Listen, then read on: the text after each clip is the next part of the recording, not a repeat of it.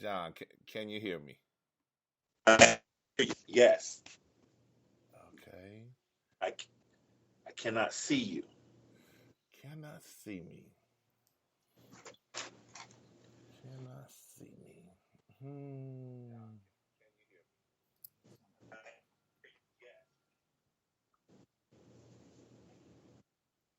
There you are. Oh, Can you hear me now?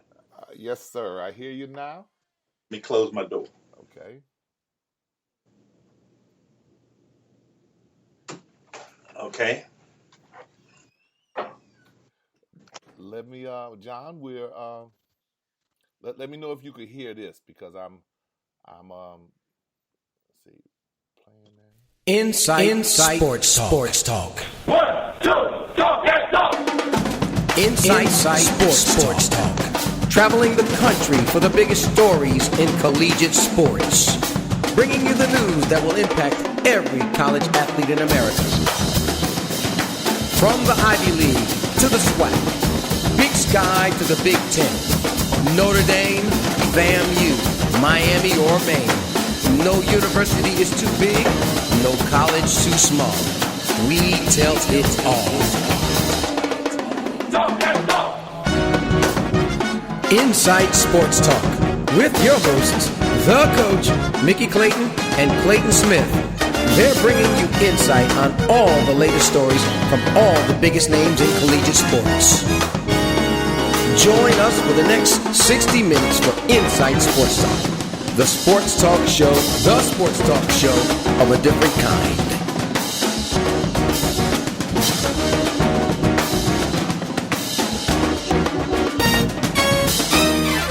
Welcome everybody to INSiiGHT. It's INSiiGHT Live, and with me today is the executive director of the Air Force Reserve Celebration Bowl, the famous John, the legendary Grant. How are you, my brother? I'm wonderful, Mickey. Thank you for having me with you today. Oh, John, anything that I do, I have to include you as a part of it. John is a man who understands social media. He understands the significance of talking to people, of selling the brand. And I think one of the best things that the Celebration Bowl did was come and get you. Well, I'm honored. I mean, was given a task to get a bowl game up in literally 3.5 months. And, great team of people, a lot of wonderful volunteers, and certainly God's blessings. We were able to see it through and have a very successful inaugural Celebration Bowl. You know, you did operate under a very short gun, but John, that's kind of how you've operated all the time. I mean, you don't look for excuses. I mean, when things happen and the race starts, if you get up to the gate that's already started, you just have a way of traditionally being able to catch up with the pack. And then not only catch them, but win, place, or show. That's all you know. Well, we've been fortunate, Mickey. Like I said, we have a great staff at ESPN. We had a lot of wonderful volunteers, a great commitment in working with commissioners from both conferences along the way, and everyone wanted to win. That was our motto from the start. Let's win, and so we were clearly focused on making this inaugural bowl game a success, and certainly, had a title sponsor with the Air Force Reserve coming on board with us. Things just continue to fall into place. I don't think we could have scripted this any better. So it's just a reminder, to me, that, God is always in control. And when you go about doing the right things and trying to do them the right way, he always can guide you to the place where he wants you to be. And so this bowl game was bigger than us. Something that I'm absolutely convinced was in the best interest of our universities, which makes it in the best interest of our young people who attend our HBCUs, and everyone won in this event. Whether not just the two schools that competed, certainly congratulations to North Carolina A&T for being the inaugural national champions coming out of the Air Force Reserve Celebration Bowl. But really the winners are all of the 23 HBCUs that comprise both conferences and those that are not necessarily in the MEAC and SWAC, because this game put our schools on a national platform, really able to showcase not just the athletics on the field, but also reminding everyone that our universities are producing great talent, and that's out there doing things all across the country. And you certainly, sir, are a reflection of one of those. So, Well, thank you, sir. I appreciate that. You mentioned our sponsor, which I thought was significant, that we had the Air Force Reserve as the title sponsor. Tell us the significance of having a sponsor like that, and how pleased were they with the game?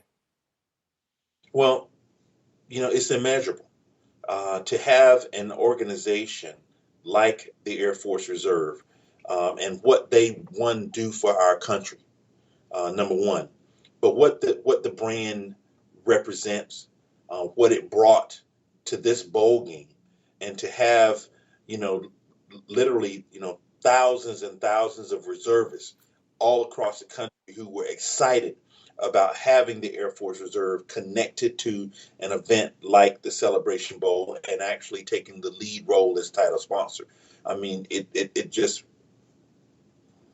it's indescribable in terms of it meant the volumes to us. And then not only that, they came on board as title sponsor, but they really got engaged. I mean, we had over 1,000 reservists at the game itself, volunteering, engaged in executing their assets on site, and then being heavily involved with us and assuring that we were able to get the bowl up and so forth. So, Mickey, I'm at a loss for words when I described it, but certainly I want to thank them and thank them publicly for partnering with us, believing that this was the right place to make their investment. And certainly when we know that they're extremely excited about the outcomes. Major General Haddad, he was the vice commander of the Air Force Reserve, the number 2 in the country. He made a statement to me. He said, John, since Wednesday, I've heard the Air Force Reserve mentioned more times than I have in my 30-plus year career in the Air Force Reserve. So I think that spoke volumes to the fact that we wanted to make sure we paid attention to detail, that they were pleased with their representation during the bowl game, and just to be a part of that experience spoke volumes for them. Well, with the many games that we had for the holiday weekend, and the Celebration Bowl kicked it off, what were the numbers like in terms of TV and because I saw some games that with people participating in that, I know that the Celebration Bowl had to have better numbers than what they did. So could you share some of that with the listening audience a little bit?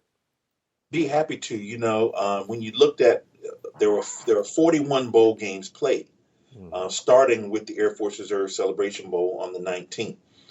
We ranked in the top 60% in attendance. So our attendance put us in the top 60 percentile in terms of attendance at the game. But also when you look at the bowl games played, those between December 19th and Christmas, which was the first 17 bowl games, in terms of TV ratings, our TV ratings were higher than the first 17 games. On the day of the bowl game, on December 19th, we were the second highest rated sports program in stadium. I mean, live or in studio. Keep in mind there were a total of 6 bowl games played on that day. We were the second highest rated out of all television programming across all networks, anything sports related. So we were pleased with the ratings. We're in over 14 million homes. Um, and when you looked at that, we had a rating, a general market rating of 1.7, which was excellent for us. But when you looked at African American viewers, we had a rating of 3.05. So, that was huge for us. And that rating, we did some comparisons. That puts us in the highest rated sports program for African Americans, period. And then also with Sports Center having them on site to kick the bowl game off, our ratings with Sports Center that morning, we looked at an analysis, and we had a higher rating for Sports Center than they had for the previous 3 to 4 weeks. Our game in that time slot for Sports Center, opening up at 10 o'clock on the 19th, 10 a.m., was higher than any Sports Center programming in the previous 4 weeks. And big kudos to you and congratulations. Now I want you to translate that just a little bit for us, because those numbers are outstanding, and particularly when you look at the number of African American homes that tuned in. How do you translate this in terms of next year's marketing? And it has to be beneficial for those who have identified this as a constituent group that they want to market their wares to. Well, it really positions the bowl and positions with sponsors and advertisers in a very strong way. These ratings exceeded anything that we had anticipated at ESPN, and so when you consider the fact that, like I said, we were into over 14 million homes. We had over 2 million people tuned in for at least 1 hour into the bowl game. That's huge. And then certainly we had, when you looked at African American consumers, their viewing time was substantially more than that. So it says that this bowl game has real relevance. That sports, all without question, is a great avenue to reach consumers. But really doing that through a bowl game that brought an exciting game. I mean, Yes, it was. both North Carolina A&T and Alcorn State can be congratulated for putting a great performance on the field. So much so that the network decided to stay with us. We were to go off the air at 3:35, but the game was so close because there was a game following us on ABC as well, but they stayed with us and really joined the other game, the Las Vegas Bowl, in progress. Now, I mentioned we were the second highest rated. The Las Vegas Bowl, which is also another ESPN events own bowl game, was the highest rated programming of that day. And we believe that our viewership kind of carried into that bowl game later on. And they had a great game there as well. John, you would have to believe that, because if I'm watching the Celebration Bowl and I would be loosely connected maybe to the schools and watch it. Excellent game, all the way to the end. A football fan is hooked, and he said, I might not have known about these two institutions. Let me watch and see if the next game can be good too. So Right. they could not have had a better lead in. And it was an excellent game. We haven't even talked about that, but the game itself was entertaining. It was high scoring. They were going up and down the field. The guys and the teams, the coaching staff were into it. They played for the national championship, and they emptied their tank. They get everything they had on the field. And as a spectator, there's nothing you can ask for more than what those two fine institutions gave us. Well, it was certainly an exciting game, no question about it, down to the last play from inside the red zone. And like I said, Alcorn did a great job of coming back. They were trailing early in the game, and they fought and they fought. And so those young men, just like you said, from both sides, they left everything they had on the field. And all of us can be proud of all of them And we know that both Coach Hopkinson and Coach Broadway brought their very best to this event. They both coached hard. The teams played hard, and we're just proud that they represented their conferences in a very strong way. So every school in both conferences walk away a winner because those two fine institutions who earned the right by being conference champions represented both the MEAC and the SWAC in such an exceptional way. And I agree with you. And even as we broadcast and did some things in support of the game, Alcorn State really got behind some of INSiiGHTS and some of the things that we did in terms of the game and a blog that we wrote in support of it.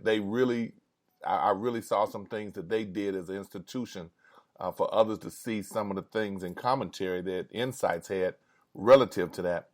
And we're partial to the MEAC because Florida A&M is a part of the MEAC. I've been a part of the MEAC. But we also have so many friends within the SWAC.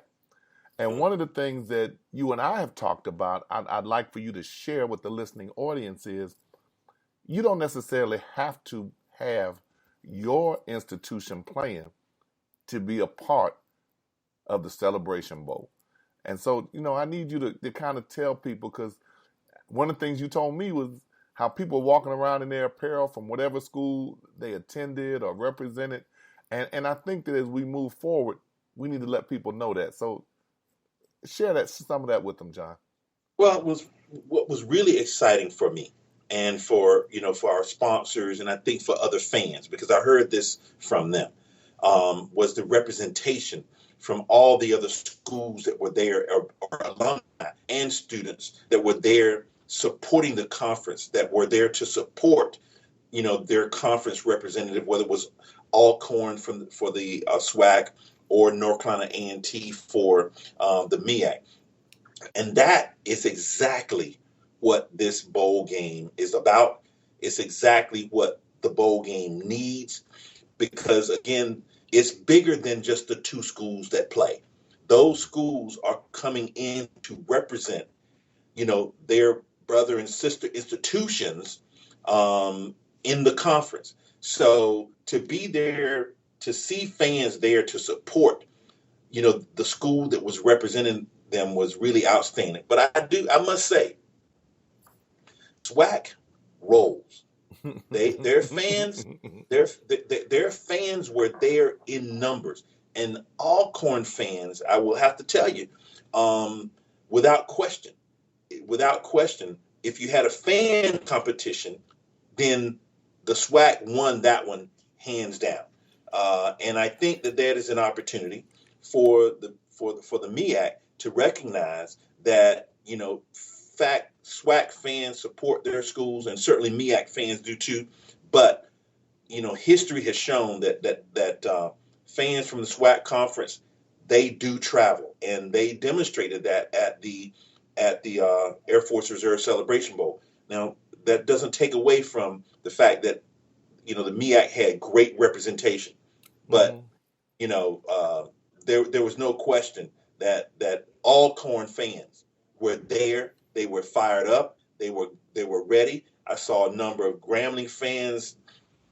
I saw a number of Jackson State fans, Southern fans wearing their gear, and so they were there to certainly offer for their conference. And we thank them as well as those that were there to support North Carolina A&T from the MEAC conference. Now, one thing beyond a shadow of a doubt, with my background being at Florida A&M University, is traditionally when we schedule a SWAC opponent, particularly in football, we draw exceptionally well.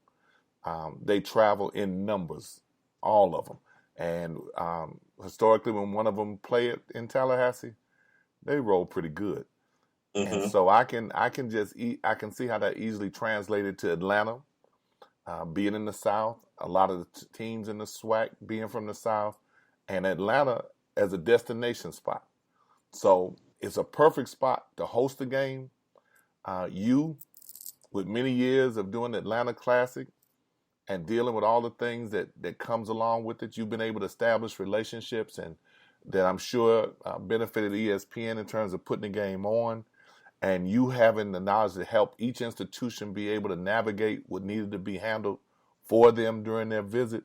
Tell me, and I know this is important to you, John, because I know you just a little bit, that the community is really important to you, and how the schools can benefit from being in Atlanta, and how the citizens and kids in Atlanta can benefit from the teams and the institutions being there.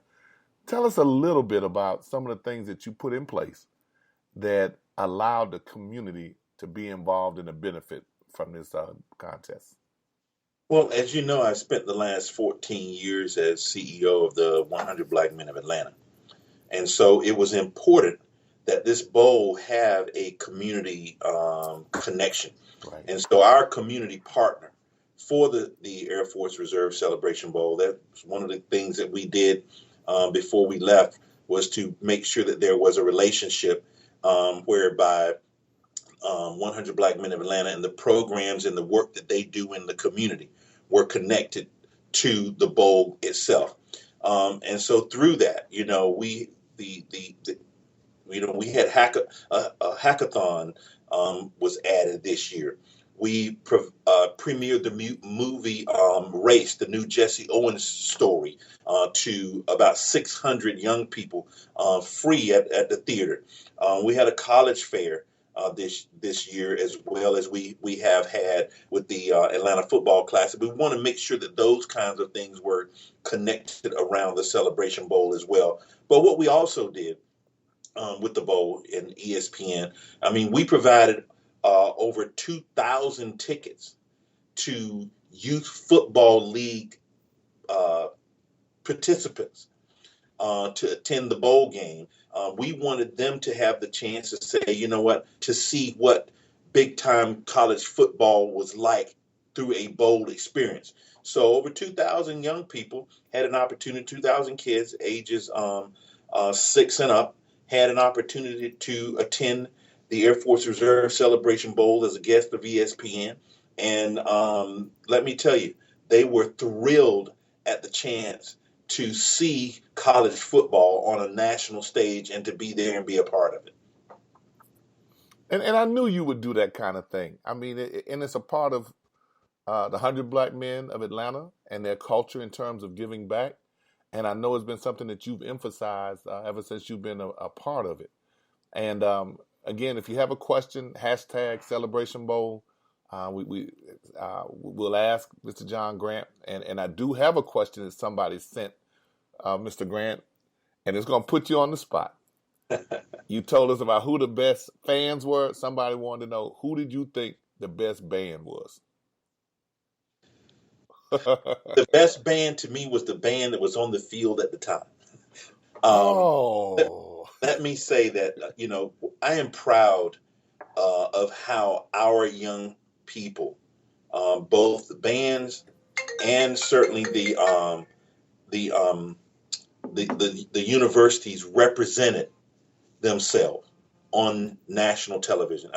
Keeping in mind, this game, there were only 4 games televised on a national network, which is ABC, ESPN being a cable network. So we were when you think of the terms that these we were able to present these young people into over 14 million homes. 14 million people tuned into this game.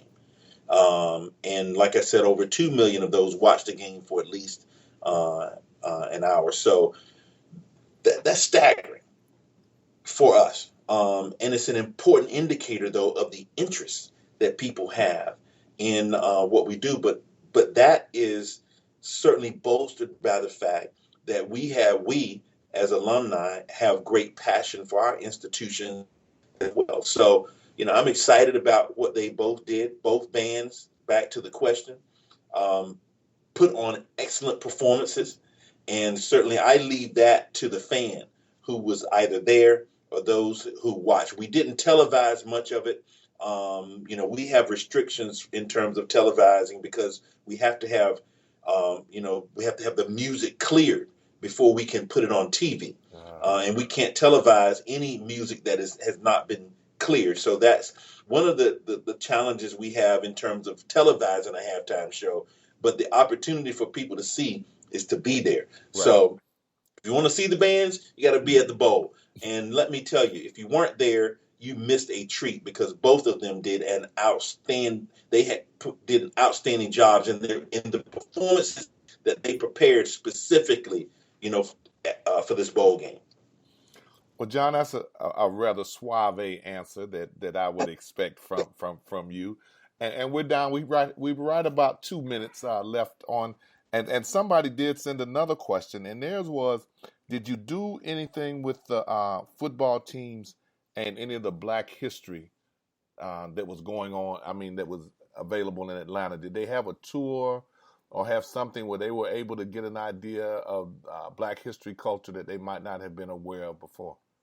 Well, part of creating the bowl experience for the teams, and it was to give the players a broad experience in Atlanta. I mean, we had a dinner for them on their arrival. They at the Georgia Aquarium, they got to get a private tour of the aquarium after hours. So if you've ever been to the Georgia Aquarium, which is the largest aquarium in North America, they have thousands of visitors every day, but they were able to have a private tour after hours in the aquarium. On Thursday, we had a visit for them at the Center for Civil and Human Rights. So they received a private tour of that, which was outstanding and very much life-changing for many of them, to have to tour that facility and then to get some history from it, from the president and executive director, of a presentation from him on that center. More importantly, what was really touching for me was we had the captains of both teams and some cheerleaders go to hospital and visit some children who were suffering from sickle cell. And they brought some gifts and brought some joy to those kids who were part of the Hugh Spalding Hospital that's connected to Children's Hospital of Atlanta, run by Children's Hospital, but they specialize in kids with sickle cell. And so the players visited there as well. And then, of course, all of the other things that we had for them that added to the experience of being a part of a big-time bowl game. They got first-class treatment from the time they arrived until the time that they left. And as Coach Broadway said, and both Coach Hopkins, they both said, you know what, and they've both been a part of bowl games, Division I big-time bowl games. They've both been a part of it. Each of them left saying this was the best experience that they and their players have had in any bowl game that they've been a part of, and that's the outcome that we were hoping for. Well, that was pretty significant for them to say that, John, because knowing both of them a little bit, they're honest men, and if they didn't feel that way, they sure would not have voiced that to you.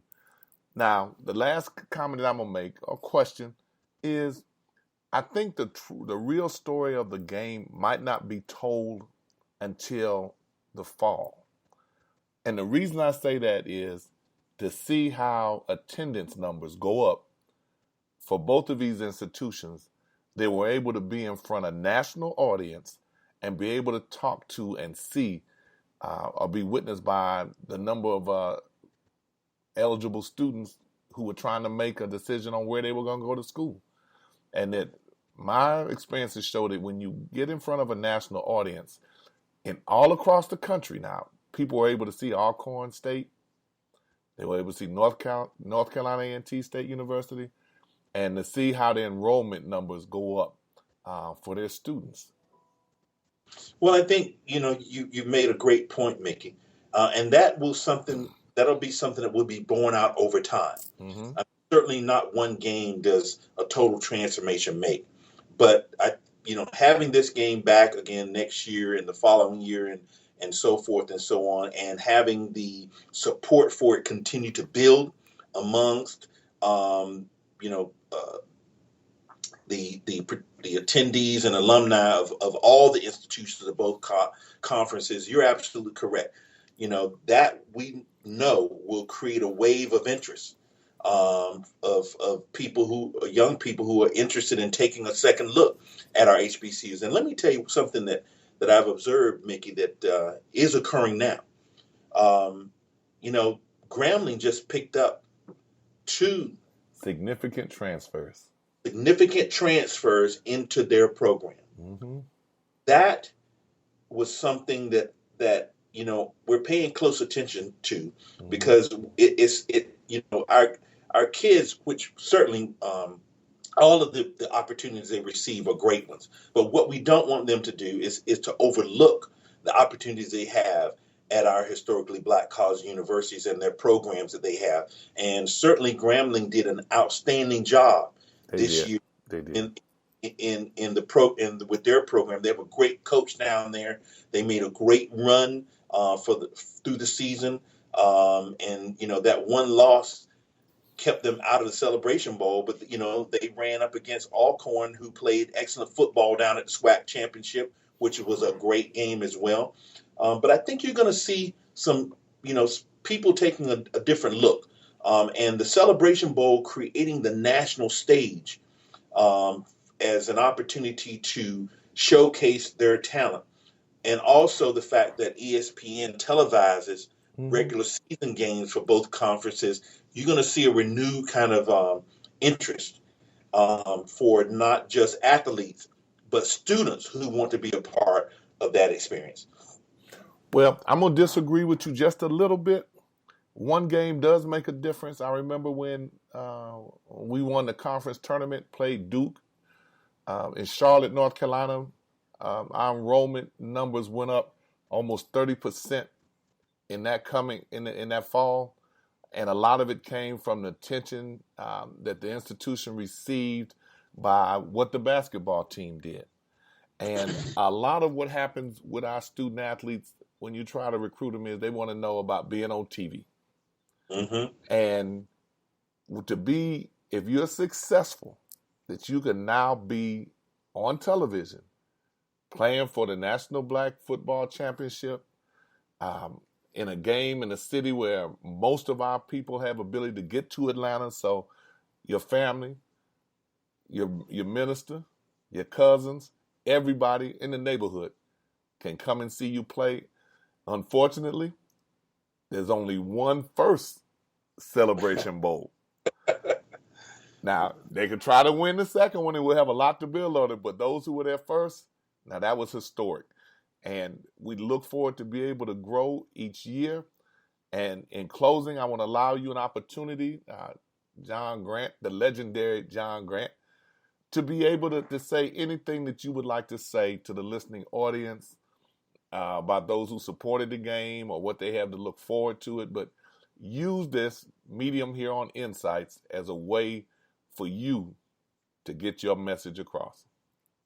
Well, first, let me thank you, Mickey. I mean, you have been a tremendous friend and supporter of all of the work that we've tried to do over the years. And that commitment that you have to putting forth what we do has been special for me. And I want to first start by thanking you for that. You're welcome, John. Let me say and to really be clear with your viewers and listeners.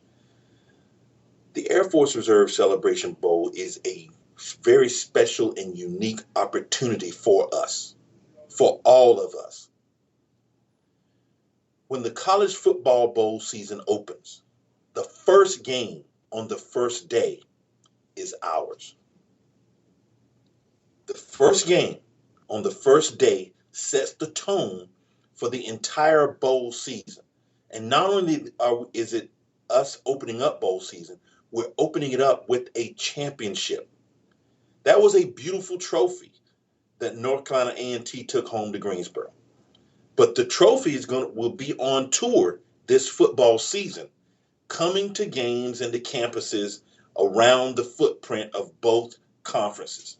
So people are going to get an opportunity to see and get close to and take pictures with the national championship trophy.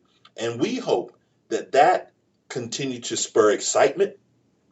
Other things that we have on our agenda something very exciting that you want to stay tuned for because it is big. Can't announce it right now because it's still coming together, but it's going to be just as big as the game itself for this year. So I want to thank everyone who participated. I want to thank everyone who watched. I want to thank everyone who believed that this was the right thing to do. And I want to even thank those people who weren't sure or who were skeptics or who thought that we ought to. Why would we forego the automatic qualifier to go to the FCS championships, or who might have thought that participating in this game would make us lesser than? Not true at all. 100%. This year's Air Force Reserve Celebration Bowl proved beyond a shadow of a doubt that people are interested and they will watch. That people are interested because they will come. And that people are interested because of renewed interest and understanding of our historically black colleges and universities and the value that they have in creating human capital for our country. So thank you, Mickey, for having us. We want to see you on December the 17th, 2016 in Atlanta, Georgia for the Air Force Reserve Celebration Bowl 2. And thank you, John. And listening audience, please know that we will have Mr. Grant on again way before December as he travels the country promoting this event. And I thank John for taking the time to talk to you. And we most definitely will have him back again. And John, for all that you do, this bud to you. Thank you, my friend. Thanks, John. Okay.